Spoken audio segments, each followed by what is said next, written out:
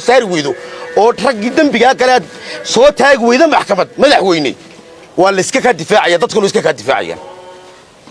aad baan u xariisan ma hadli karaa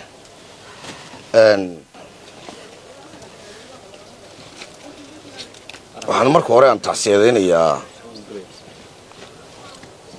dadkii aniga soo doortay xalay sidii bareerka ah maadartay magaalada loogu laayay waxa la ilaahay u naxariisto waxa kaloon ilaahay uga baryaa inuu ilaahay caafimaad u siiyo inta dhaawaca iyagana sida bareerka xabada loola dhacay baan iyagana maadartay ilaahay u booga dhageela waalidiinta iyo dadkii annaga na dhalay ciyaalka dhalay ay namada ay hablaha la laayay kuwa la dhaawac dhalan waxa la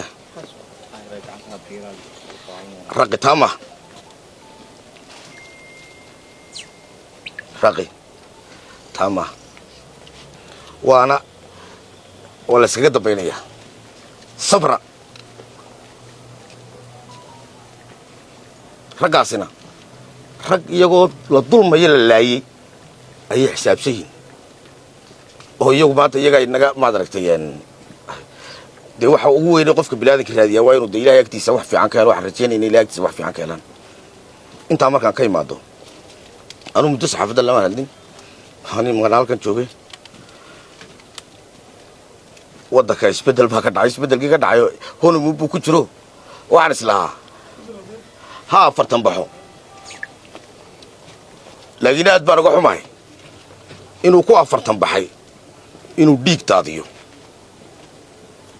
oo waliba dhiig qorshaysan u taadiyo dadka salal iyo awdal degani boqolaal sanadood ay wada deganaayeen dhulka wada deganaayeen maxay isku qabsan waayeen xafladaha iyo xeerasha iyo arrimaha iyo ciyaarooga maxay isku qabsan waayeen maanta keenay markii xukuumadda Cabdiraxmaan Ciro ay timiday maxay isku qabsadeen su'aasha madaxweynaha weydiinaya waxa isku qabsan isaga ka soo jawaabiyo waxa cusub isku qabsadeen waxa jiray qorshe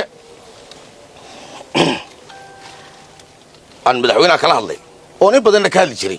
laakiin toos u balmaray ayaa maanta fulintiisa ay buurma ka socotaa halka waxa kaga hadlan oo jiray hay'adaha ammaanka iyo kuwa dhaqaalaha reer awdal waa laga ilaaliyaa dawladda Cirana markaan u dhisayna ku tabcayna waxa ku nidhi war kuwa ku jiraan laakiin waa laga ilaaliyay sababtii looga ilaaliyayna saakay buurma ka dilaacday oo waxay ahayd inaad dadka la laayo ayee ka waxa la madaxweyne aad baan uga xumahay adigoo sanadaan jirin maad aragtay dhiig faraal lagu geliyo maanta wax laga filayna ma hayn waxaad ogeedeen in xukuumaddu xeer ka beesha Ciise oo ay go'aan ka soo saartay oo wasiirka arrimaha gudaha ka akhriyay magaalada Seylac la yiraahdo waxaan aanika garanayay maalintii go'aan ka soo saareen inay halkay u socdaan tahay inay labada beelood istilaan oo sidii caruurnimadii waad garanaysaan mucooyada loo jeexjiray soo garanaysan ee kulnaadna mucooyada wata sacar waa ka baabiyaadna mucooyada wata mucooyada marka hore wasiirka arrimaha gudaha jeexay mucooyadii labaadna waxa jeexay Axmed Yaashi Cali yalla salay jeexay labadii markay istili waayeen xukuumaddu waxa goostay in dadka iyadu la isay goosto waxa yaab kale aan aad u la yaabo waxa kamid ah ilaa shalay ilaa xalay albaab kamid ah dadka madaxda ka garab dhow madaxweynaha albaabku way furi waayeen telefoon waa la qaadi waayay go'aan habeenimo lagu dhawaaqo Soomaalidu waxa tiraahdaa sacabka hadaan xiriir ku jirin ma habeenkii loo tuntaa haddaan la doonayn in magaalada la gubo haddaan la doonayn in namada dibka geysanay dadka leeyahay in la arko haddaan la qarinin maxaa go'aanka habeenimo lagu dhawaaqay Cabdiraxmaan Ciro weydiinaya maxaa dadkii walaalaha ahaayee doodu ka dhaxaysay aan wada hadashin oo dad reer Soomaaliland iyo kuwa Soomaaliyeed oo walaalo wax garad ay jiraan oo waxa dib ay kala tabanayaan ama waxa dooda keenay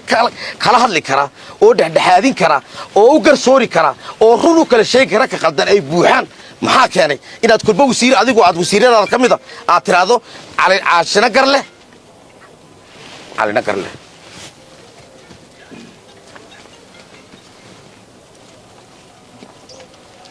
madaxweyne inuu qorshe ku diyaarsanaa jiro waxa ku cadaynaya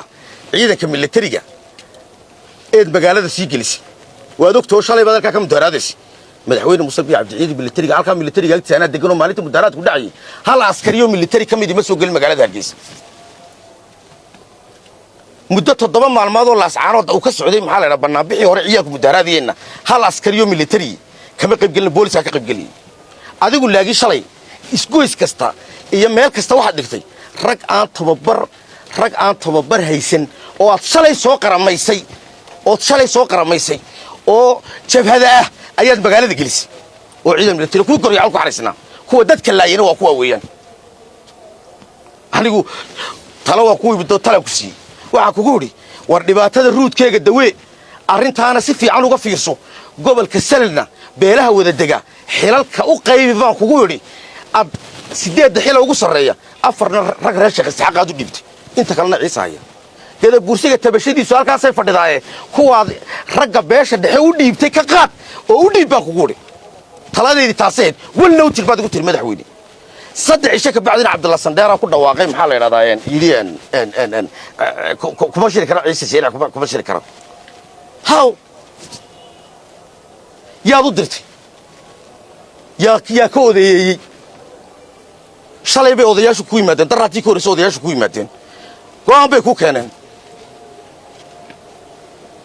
iska daayna dad wax garado reer Soomaaliland ama dad kale ka daba dirtay xitaa wasiiradii kuwii gobol ka soo jeeday maadarorin war odayaashii go'aan bay dhiibeen oo ismaanaan afkarane ka daba tagay maadarorin baabuur iyo kaarayaal bad ka daba rartay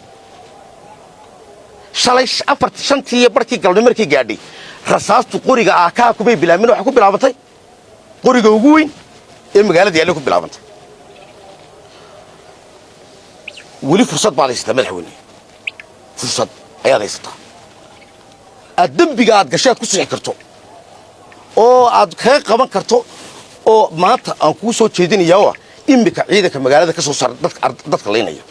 dhammaan ragii gabad falada galayna soo qabo maxkamad soo istaaji madaxweyne marka jananka booliska iyo ka militariga iyo ka sirdoonka aad reerkiina ka dhigatay ku xigeenadana aad reerkiina ka dhigatay ayaan garanaynaa waxa u socoto laba constituency wadanka waa ka dagaal ka dhacay constituency-ga dhulbaanta loo oran jiray waa ka tagay dawladda markaad qaybinaysay waxaad u qaybisay sidii maalintii 2017 oo Muuse dawladda qaybinay Muuse Biixi wuxuu qaybiyay xuduudda ugu shaysa Soomaaliland ee garowe dusheeda saaran ilaa ta ugu shaysu qaybiyay adigu laakiin xuduudda halkan joogto og leeyahay wax qaybinaysa sidaad u qaybisay waad ogtay madaxweyne anu meehi raga dhiiga dadkiisa masaariifsada meehi horano maan masaariifsan maantana masaariifsan maayo iyaga ay soo doortay halkan iyaga ay keenay maalmo dhaweytoole waad arkaysa wixii ugu dhacayo waxaan u liqayoon lahaa war saaxiibka hunu muuqibu ku jiraaye intaad wax la xallin karayso intaad wax la hagaajin karayso intaad maad aragtay miiska dushiisa wax kula hagaajin karayso kula hagaaji buu qorshaygu ahaa dadkaygina wax u qaateen inaan sida kuwa tuugtay iyaga iibsada ee kuma bidhiigooga inaan hayba u qaateen way shikiyeen waayo waxa u barteen dad badan oo dulliya oo ay 30 sanadood Soomaaliland ku metelay oo iyaga dhibaatadoodii dhiigoo ku naxay ayay u qaateen qofku markuu sagada ka laba boodiyad inuu iyaga u soo shariyo boodiyad iyaguna war walaalayaal iyagana waxa la reeb boorema anigu ninka ma yihi dhalinyarada waxa la ninka ma yihi anigu ninka ma yihi waxaan idinlaahay walaalayaal arrinkaasi rag baa waa la iskugu imanayaa waa inuu isku imanaa salaadiintiina waxa la kaaw hadla shir isku keena iraadun intayna cadeedu dhicin ka soo saarin ciidanka magaalada khasaarahaana aanu ka bixinin raali gelin oo aanu wadadeeda marin talaynu isku imanaa sidoo rageeli jiray baa yeelina hadii la yiraahdo dadka hadii ciidanka militariga lagu leynayo xaq waxa uu yeelanay istifaacan Cabdiraxmaan baa fiisikay way istifaacayaan hadda ciidanka militariga magaalada ka soo saari weydo ciidanka militariga hadda magaalada ka soo saari weydo oo rag dambiga kale soo